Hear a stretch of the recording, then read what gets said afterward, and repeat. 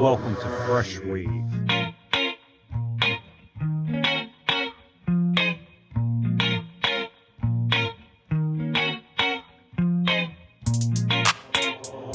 Welcome to Freshwave.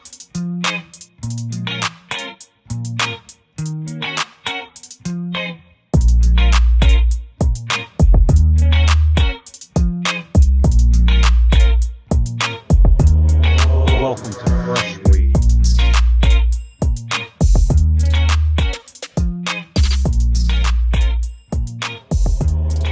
Welcome to Freshwave. Information.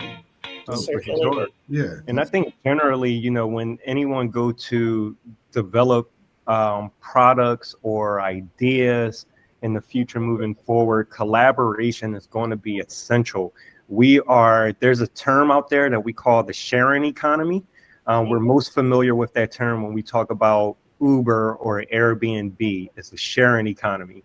But the truth of it is that most business, even on a nonprofit level, is moving into that type of mechanism because we're in a global economy. So whenever you're looking for funding to create anything, it's easier to get funding if you're multiple organizations or multiple people working together to build something than as an individual. Because I could tell you for a fact, if you go to funders as an individual and ask them for money, they normally won't give it to you because they already know that you can only accomplish but so much as an individual. They rather invest in a collaboration because it's a higher return on their investment. That's interesting. Yeah. That makes sense. You got to get long money. You Yep. got to get the long money, not the short money. The short money is by yourself. Shout out to Nipsey Hussle. It's a marathon. Right, exactly. Well, and I think bringing us the money, I want to just touch it. Yeah, it's funny. It's like I'm less conflicted about crypto and kids than I am about the other aspects of Web3. I think that makes it easy because they're minors. We're dealing with minors in an educational situation that we're just providing, just like in like we're teaching a financial class or a stock class. We're not selling them stock, right? We're not telling them to buy stock. We're just saying these are the theories behind these technologies, and I think that's just worthy to know because I think indelibly, like Bitcoin is a thing, Ethereum is a thing, it's part of our financial system. So I think there's a market for kids that are interested in finance and investing. That's a good way to. There's tools in there to kind of onboard kids in a secure way, but security is an issue, though. Definitely. Absolutely. Security is a huge issue when it comes to that. But I mean, with blockchain, it's interesting because from what I understand blockchain to be is kind of like a ledger of sorts. So it's like a ledger that kind of keeps track of all your stuff. And a lot of Yes. people just want to kind of get off the grid right now. So I think, that's like a tracking of sorts. But, security is a huge issue with that. But what I've heard also is that if you kind of buy into this stuff, your money is less secure in a way in terms of people being able to get your money once it's taken, right? Like banks are able to kind of help you out with that if someone, but, obviously with, I forget what the names of these cryptocurrency companies are, but they're not able to really secure your funds, Yeah.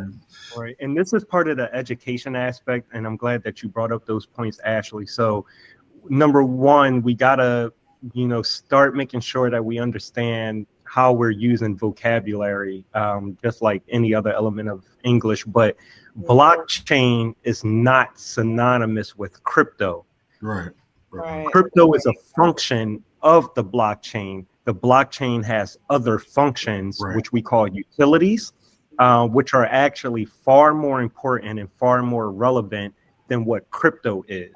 Crypto is just an activity taking place on the blockchain, but it's exactly what you said. The blockchain is a ledger, and what it provides is transparent, verifiable, immutable or unchangeable records of transactions and or interactions and or ownership. And that's the part where events like Freshwave and just continuing to listen to this podcast, Right. but learning how to separate those things, because because you're correct, crypto is a volatile industry. Now, we'll say there's important things to learn about that as well, but it's a different discussion. But if you stay away, or if we condition ourselves to stay away from blockchain because we're afraid of crypto, that's how we put ourselves behind the curve, because now you're not interacting with a technology that is going to be extremely relevant in the future. It is happening. Blockchain is not going anywhere, and it will become a part of our daily lives. And we need to make sure that particularly the children learn it if they're going to have a chance at career opportunity. That's a good point about the definitions. That is because it is confusing to kind of read. Like when you are looking into it, you really have to understand these terms and terminology to be able to understand just what blockchain is versus like crypto. And I was just like, wait, I thought these were both kind of like the same thing, the way people used it so interchangeably. But once I really looked into it, I'm like, oh, so there's obviously usefulness in maybe the one thing. It's kind of like, oh, you want people to know where you're at in case something happens, but you kind of don't want some people to know where you're at, right? Like, so I don't know, I see the usefulness of blockchain for sure, but the crypto thing, it scares me. I'm like, what's going on, man? I don't want to be a part of any of this stuff. I think in some ways it kind of, I mean, again, I think learning about it serves a couple purposes, but I think even helps you appreciate why certain systems work the way they do, because I think, like, even though the ethos and the goal is decentralization, practically, that I don't think everyday people like want that. They want to be able to kind of like track every aspect of their banking transactions. They kind of want somebody to do it for them. Right. Very biased. Decentralization will never happen. So I will put my name behind this statement. If anyone comes to you and begins the discussion with decentralization of finance, be wary, because that is just not what's relevant at the moment. That's a extracurricular activity you could look into once you understand the core curriculum. That's a good point. I'm actually, the more I understand it now, and like even talking with both of you, which is, on separate occasions as well, like it's just fueling the knowledge, right? The more I even understand, I'm like, decentralization, I guess, but it doesn't sound like the long game, right? The long game is more essential, that's just what it is. Well, let me ask you a basic question, right?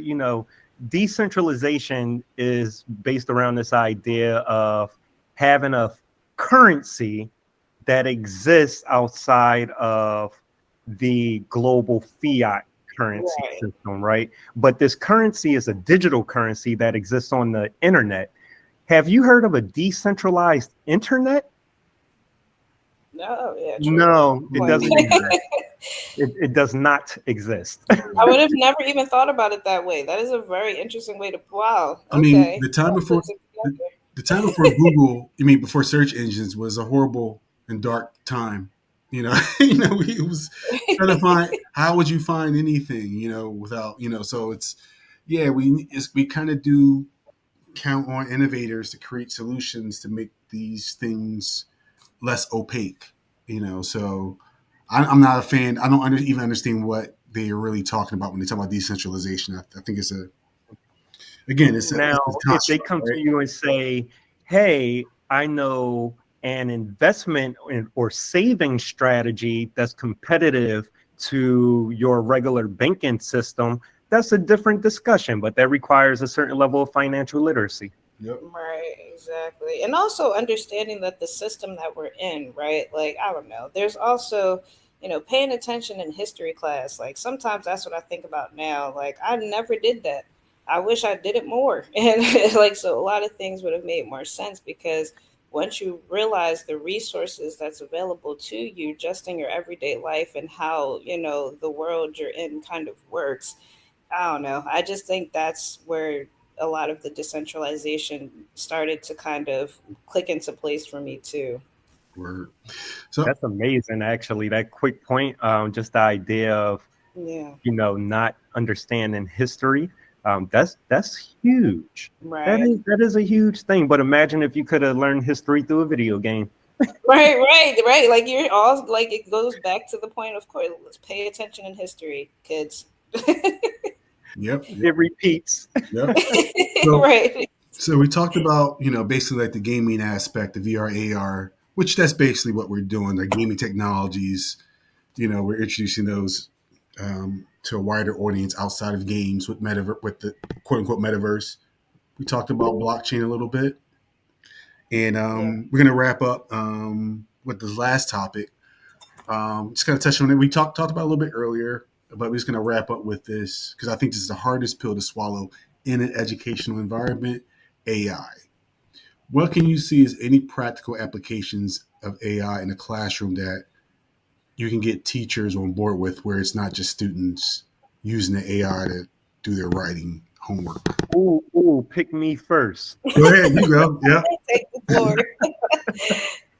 Right. So I've been dabbling with AI, particularly like Chat GPT. Don't get me out here looking Yep, you got crazy. it. That's good. Chat GPT in the copywriting, and I'm seeing a vision where Oh, that's it's a great brainstorming mechanism, Mm-hmm. a great template creator, and a time saver in a sense where I'm gonna take a step back and say, like, I remember taking the SATs or one of them tests, something like that. And I believe one of the things they test you on is context clues, right?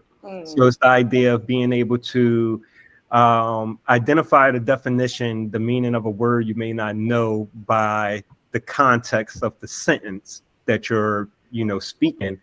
And I was like, I had this connection, looking at AI copywriting, where it's like, it's a good tool to enhance context clues because AI could generate, a templated, report or essay or creative writing, but then you still have the opportunity as an independent mind or creative person with your individual experience to treat it like a Mad Libs and then go back and essentially remix it. And I don't see anything wrong with that, personally. So I'll end there. I think AI kind of creates a Mad Lib system that could potentially enhance the creative processing of individuals. You're saying there's a Chat GPT and copyright issue, legal issue? Oh, no. I mean, just as far as creating copy. Oh, Excuse gotcha. me for not clarifying that, but yeah. So you could go to Chat GPT and say, create me. I literally did this, but create me a contract for brand management of an artist for 1 year, and it'll pull from data of probably thousands or millions or whatever of contracts that's registered on the internet, and it creates a template. But then I could go back and customize that for my specific needs. So that's a very practical version of it. Okay. But if you say, write me a poem, a soliloquy, and it churns out something, you could go back and edit it and make it your own. And I did not realize that practical aspect to Chat GPT. That's interesting. Yeah. I'm on the wait list for 4 actually, which is hilarious. So Look at you being an early adopter. Yeah. Which would I was be. actually. What'd you say? I'm sorry. I'm sorry. There's a helicopter going by us. Oh, gotcha. Some I was activity going actually on. right. I was sitting in on a So yesterday was the Small Business Expo in Philadelphia. I don't know if Philadelphians were in the house. Well, not in the house, but here in the house were there, and it was a good session on.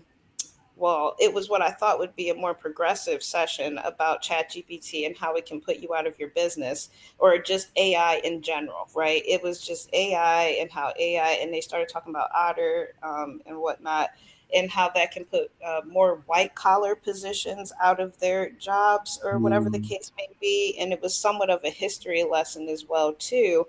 But I did feel like it was kind of lacking in what the solution would be, right? With all this evolvement the practical usage, which I wasn't even really aware of. Like, how does that, like, okay, it takes away jobs and somewhat creates different positions, but how it, what would be the responsibilities in those roles? And some of these human infrastructures don't even really work that well in archaic infrastructures. So, we need to be on the fast track, like on the very fast track. We need to get it together.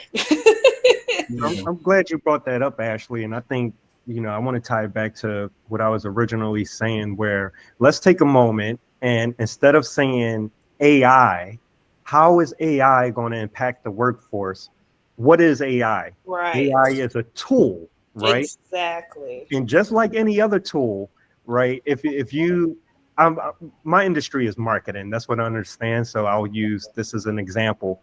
So just like Canva and just like ChatGPT, you could give that to someone who has no experience in copywriting and no experience in design, and they can create something that's probably functional. But if you give those same tools, ChatGPT and Canva, to a professional marketer, we could do something completely different. Right. Because there's an inherent understanding of how to use those tools most effectively. You know what I mean? Yeah, we are on the fast track for sure. Now, I definitely, I mean, yeah, there's gonna be instances where like it's gonna improve efficiencies within companies, but to be real, like efficiencies historically always comes at a cost with automation. So there are writers. Being a writer is already notoriously hard to find particular work outside of corporate spheres. Like writing corporate documents. So there is reasonably going to be some jobs lost. And it's really up to us to teach potential writers how to adapt and use these tools, which is going to be difficult, right? Because there is. But I think we're already there, right? Because go back to the designers. I literally in 2008, I'm in school for graphic design and I'm learning Photoshop and Illustrator, right?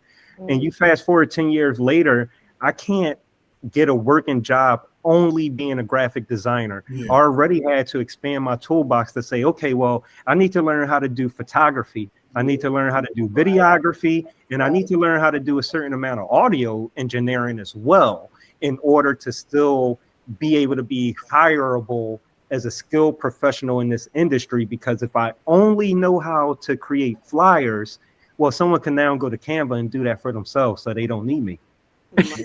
And I think it's the same thing. You just, as the tools become more efficient, you learn how to use more tools to keep yourself marketable. Absolutely. I love how you put that. That was really well said.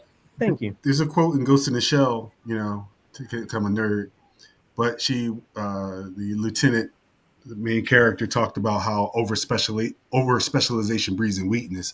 And I think that's going to be true moving forward, like in this technological future, is that if you're just one thing, when you have this AI that can do that simple thing, you have to figure out how to way to create utility for yourself and value of, as far as building, kind of constructing, skill sets to kind of, right. Create, like what is what are you, right? What do you bring that's unique? So it's going to be more of a challenge.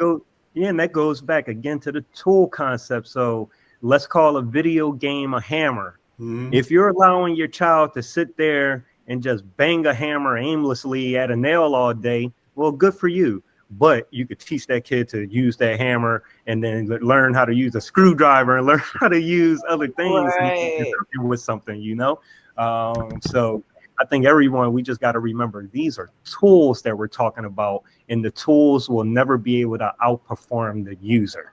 Right. Yeah, and how important being multifaceted is. It's just going to keep coming up and being present in our lives. Word. Well, I'm gonna wrap it up around here, but I want to thank you guys for joining. Today for this dope chat. Thanks for having me. This was great. So on that last note, I want to say that that's what we're doing, Freshwave. We're giving kids hammers. We're not giving them hammers to go around cause chaos. Wait. We gotta use it. Oh damn! I thought we were in Philly. We're talking about literal hammers. We are not giving kids hammers. Yes, exactly. We're No all hammers. safety all the time. All safety all the time. Safety goggles, a mallet. We're gonna give kids mallets. Mallet is the better word, but yeah, it was a good conversation. I appreciate you guys. If you wouldn't mind sticking around in the metaverse for a moment, we'll get some photographs, some video, and yeah, thank you. Make Awesome. sure you join us every Friday here, Freshwave Fridays, 11 a.m. to 1 p.m. Eastern, every Friday. Freshwave Fridays. We appreciate you. All right. Hey, welcome to Freshwave.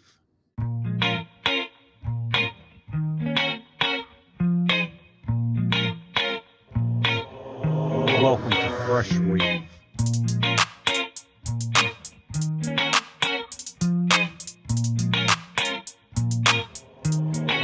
Welcome to Freshwave.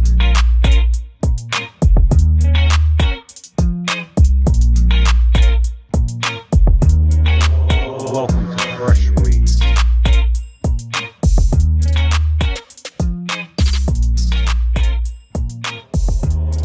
Welcome to